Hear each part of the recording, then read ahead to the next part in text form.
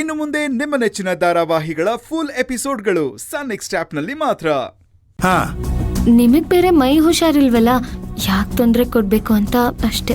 ನನಗೇನಮ್ಮ, ಚೆನ್ನಾಗೇ ಇದೀನಲ್ಲ. ಏನೋ 1 ವಾರ ಆಸ್ಪತ್ರೆಯಲ್ಲಿದ್ದೆ ಅಷ್ಟೇ. ಅಲ್ಲಮ್ಮ, ಮೊದ್ಲೆಲ್ಲ ಒಂದು ಚೂರು ಬಿಡು ಕೊಡದೆ ಗಂಟೆಗೊಂದ್ಸಲಿ ಏನಾದ್ರೂ ತಂದು ಕೊಡ್ತಾ ಇದ್ದೆ. ಈಗ ನನ್ನನ್ನು ಮರ್ತೇ ಬಿಟ್ಟಿದ್ಯಲ್ಲಮ್ಮ ನೀನು.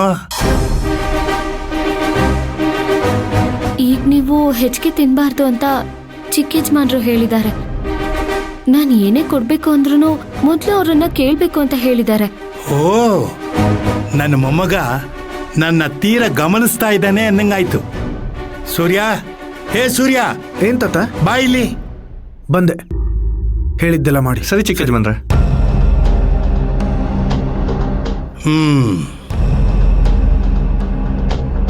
ಏನ್ ತಾತ? ಏನಪ್ಪ ಸೂರ್ಯ, ನಾನು ಆಸ್ಪತ್ರೆಯಲ್ಲಿ ಇದ್ದೀನಾ? ಯಾಕೆ ತಾತ ಹೀಗೆ ಕೇಳ್ತಿದ್ಯಾ? ಅಲ್ಲಪ್ಪ, ನಾನು ಆಸ್ಪತ್ರೆಯಲ್ಲಿದ್ದಾಗ ನನಗೆ ತಿನ್ನಕ್ಕೆ ಏನೂ ಕೊಡ್ತಾ ಇರಲಿಲ್ಲ. 3 ಹೊತ್ತು ಔಷಧಿನೇ ಕುಡಿಸ್ತಾ ಇದ್ರು. ಅದನ್ನ ಕುಡಿದು ನಾಲ್ಗೆಲ್ಲ ಕೆಟ್ಟ ಹೋಗ್ಬಿಟ್ಟಿದೆ. ಈಗ ಮನೆಗೆ ಬಂದಿದ್ದೀನಿ. ರುಚಿಯಾಗಿ ಏನಾದ್ರು ತಿನ್ನೋಣ ಅಂದ್ರೆ ನೀನು ಭೂಮಿ ಕೈನ ಕಟ್ಟಾಕ್ಬಿಟ್ಟಿದ್ಯಾ. ಅವಳು ಎಲ್ಲೇ ನನ್ನ ನೋಡಿದ್ರು ಮುಜುಗರದಿಂದ ಆ ಕಡೆ ಈ ಕಡೆ ಓಡಾಡ್ತಾಳೆ.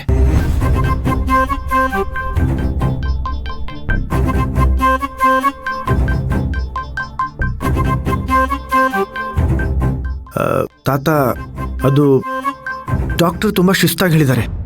ಊಟದಲ್ಲಿ ಉಪ್ಪು, ಹುಳಿ, ಖಾರ ಎಲ್ಲಾನು ಕಡಿಮೆ ಇರಬೇಕಂತೆ. ಆಮೇಲೆ ಊಟದಲ್ಲಿ ಏನಾದರೂ ಹೆಚ್ಚು ಕಮ್ಮಿ ಆದರೆ, ತಾತ ನೀನು ಮೊದಲಿನ ಥರ ಜ್ಯೂಸ್ ಕುಡಿಯೋ ಹಾಗಿಲ್ಲ, ಹಣ್ಣು ತಿನ್ನೋ ಹಾಗಿಲ್ಲ, ಸಿಹಿ ಅಂತೂ ಮುಟ್ಟೋ ನೋಡೋ ಹಾಗೆ ಇಲ್ಲ. ಸುಮ್ನಿರೋ. ಏನು ಮುಟ್ಟೋ ಹಾಗಿಲ್ಲ, ಏನು ತಿನ್ನೋ ಹಾಗಿಲ್ಲ ಅಂದ್ರೆ ನಾನ್ಯಾಕೋ ಇಲ್ಲಿ ಇರ್ಬೇಕು? ಸೀದಾ ಆಸ್ಪತ್ರೆಗೆ ಹೋಗ್ತೀನಿ ಬಿಡು. ಕೋಪ ಮಾಡ್ಕೋಬೇಡ ತಾತ. ತಿನ್ನೋ ಆಹಾರದಲ್ಲಿ ಪಥ್ಯ ಇದ್ರೆ ತಾನೆ ನೀನು ಆರೋಗ್ಯವಾಗಿರೋದು. ಆದ್ರೆ ಡಾಕ್ಟ್ರು ನೀವು ಆರಾಮಾಗಿರ್ಬಹುದು, ಯೋಚನೆ ಮಾಡಬೇಡಿ ಅಂತ ಹೇಳಿದ್ರು. ಅವ್ರು ಯಾಕೆ ಅದನ್ನ ತಿನ್ಬೇಡಿ ಇದನ್ನ ತಿನ್ಬೇಡಿ ಅಂತ ಹೇಳಿಲ್ಲ? ನೋಡು, ನಾನು ಡಾಕ್ಟರ್ ನಂಬಿ ಬದುಕ್ತಾ ಇಲ್ಲ, ದೇವ್ರ ನಂಬಿ ಬದುಕ್ತಾ ಇದ್ದೀನಿ. ನಾನಿರೋವರೆಗೂ ನನಗೇನು ಬೇಕು, ನನಗೇನು ಇಷ್ಟ ಅದನ್ನು ತಿಂದೇ ತಿಂತೀನಿ. ಬೇಕಿದ್ರೆ 1-2 ಮಾತ್ರೆ ಜಾಸ್ತಿ ಕೊಟ್ಬಿಡು, ನುಂಗ್ಬಿಡ್ತೀನಿ. ನನ್ನ ಬಾಯಿನ ಕಟ್ಟಕ್ಕೆ ಬರಬೇಡ ನೀನು. ಸರಿ, ನಿನ್ನಿಷ್ಟ. ಸೂರ್ಯ, ಬೇಜಾರು ಮಾಡ್ಕೋಬೇಡ ಕಣೋ. ನಾನು ನಿನ್ನ ಮನಸ್ಸನ್ನು ನೋಯಿಸ್ಬೇಕು ಅಂತ ಹಾಗೆ ಹೇಳಿಲ್ಲಪ್ಪ. ನಮ್ಮಪ್ಪ, ನಮ್ಮ ತಾತ, ನಮ್ಮ ಮುತ್ತಾತ ಯಾರೂ ಪಥ್ಯ ಇರಲಿಲ್ಲ ಕಣೋ. ಮಾತ್ರೆ ನುಂಗ್ಕೊಂಡು ಬದುಕಿಲ್ಲ. ನಾನು ಆರೋಗ್ಯವಾಗಿದ್ದೀನಿ ಕಣೋ. ನನ್ಗ್ಯಾಕೆ ಹಿಂಗಾಯ್ತು ಅಂತ ನನಗೇ ಗೊತ್ತಿಲ್ಲ ಕಣೋ.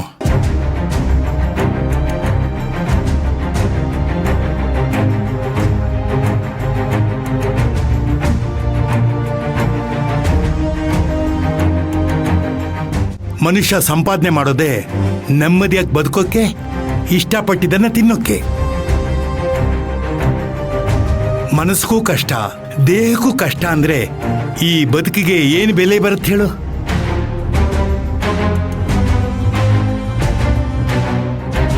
ಸರಿ ತಾತ, ಏನೋ ಕೆಟ್ಟ ಗಳಿಗೆ ನೀನು ಹುಷಾರ್ ತಪ್ಪಿಟ್ಟೆ. ಹಾಗಂತ ನೀನು ನಾಲ್ಗೆ ಕೆಡಿಸ್ಕೊಂಡು ಕೂತ್ಕೋಬೇಕಾಗಿಲ್ಲ. ವಾರಕ್ಕೆ 2 ದಿನ ಏನಿಷ್ಟನೋ ಅದನ್ನ ನೀನು ತಿನ್ಬಹುದು.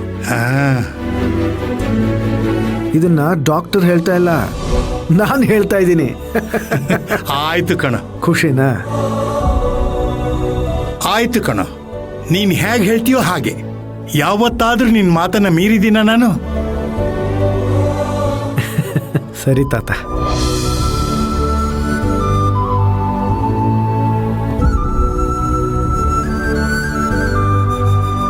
ಬಾ ಭೂಮಿ, ತಾತನ್ಗೆ ಏನೇನು ಅಡುಗೆ ಮಾಡಿಕೊಡ್ಬೇಕು ಅಂತ ನಾನು ಹೇಳ್ತೀನಿ. ಬಾ.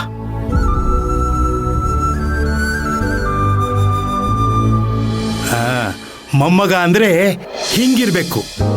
ಎಲ್ರಿಗೂ ಇಂಥ ಮೊಮ್ಮಗ ಸಿಗಲ್ಲ. ನಾನು ಅದೃಷ್ಟ ಮಾಡಿದ್ದೀನಿ.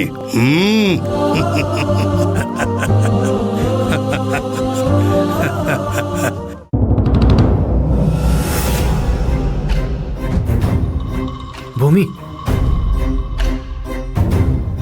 ಇದೇನು ಹೊಸ ನಾಟಕ? ತಾತನ್ಗೆ ಏನೇನು ಬೇಕು ಅಡುಗೆ ಮಾಡಿ ಕೊಡು ಅಂತ ನಾನು ನಿನಗೆ ಹೇಳಿರ್ಲಿಲ್ವಾ? ಇಲ್ಲ ಚಿಕ್ಕ ಯಜಮಾನ್ರೆ, ನನ್ ಕೈಲಿ ಅಡ್ಗೆ ಮಾಡಕ್ ಆಗ್ತಾ ಇಲ್ಲ. ನಾನ್ ಅವ್ರಿಗೋಸ್ಕರನೇ ಅಡ್ಗೆ ಮಾಡೋಣ ಅಂತ ಅಡ್ಗೆ ಮನೆಗೆ ಹೋದ್ರೆ ನಾನ್ ಮಾಡಿದ್ದೆ ನನಗ್ ನೆನ್ಪಾಗ್ತಾ ಇದೆ. ಆ ಚಿತ್ರ ಹಿಂಸೆಯಿಂದ ಹೊರಗ್ ಬರಕ್ ನಂಗೆ ಆಗ್ತಾ ಇಲ್ಲ. ನೋಡು ಭೂಮಿ, ನಮ್ಮ ತಾತ ಆಸ್ಪತ್ರೆಯಿಂದ ಕ್ಷೇಮವಾಗಿ ಬದುಕು ಬಂದಾಗ ನೀನು ಖುಷಿಪಟ್ಟೆ ಅಲ್ಲ, ಅಷ್ಟು ಸಾಕು. ನೀನು ಬದಲಾಗಿದೆ ಅನ್ನೋದಕ್ಕೆ. ಇನ್ಮೇಲೆ ನಮ್ಮ ತಾತನಿಗೆ ಏನೂ ಕೆಟ್ಟದ್ದಾಗಲ್ಲ. ಇವತ್ತು ನೀನು ಮನಸ್ಫೂರ್ತಿಯಾಗಿ ಅಡುಗೆ ಮಾಡು.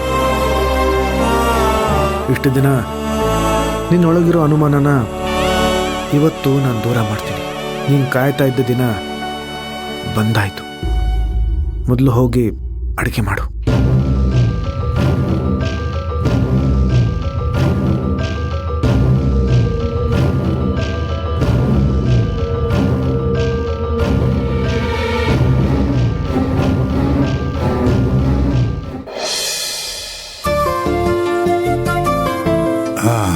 ಹಾ ಬಡ್ಸಮ್ಮ.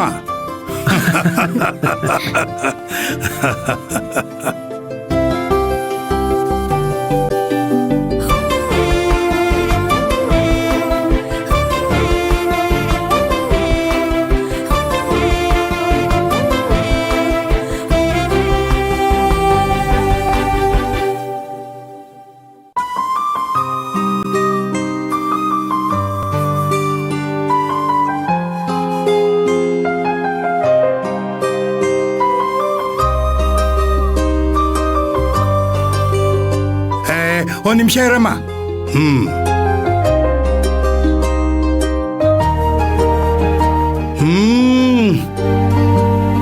ಹುರುಳಿಕಾಯಿ ಪಲ್ಯ ಸೊಗಸಾಗಿದೆ.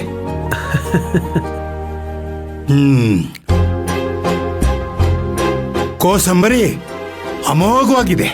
ತಾತ, ಬರೀ ಪಲ್ಯ ಕೋಸಂಬರಿ ತಿನ್ಕೊಂಡು ಹೊಟ್ಟೆ ತುಂಬಿಸ್ಕೋಬೇಡ. ಮಾವಿನಕಾಯಿ ಚಿತ್ರಾನ್ನ ಇನ್ನೂ ಇದೆ. ಪಾಯಸ ಮಾಡದೇ ಇದ್ರೆ ನೀನು ಸುಮ್ಮನೆ ಬಿಡ್ತೀಯಾ?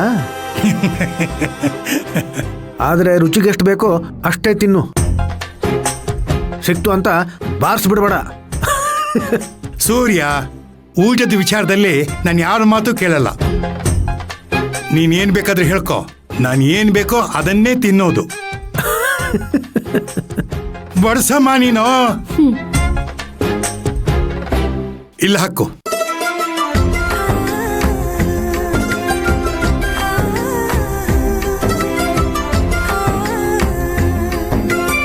ನಾಚ್ಕೋಬೇಡ, ಇನ್ ಸ್ವಲ್ಪ ಬಡ್ಸು. ಸಾಕು ಸಾಕು.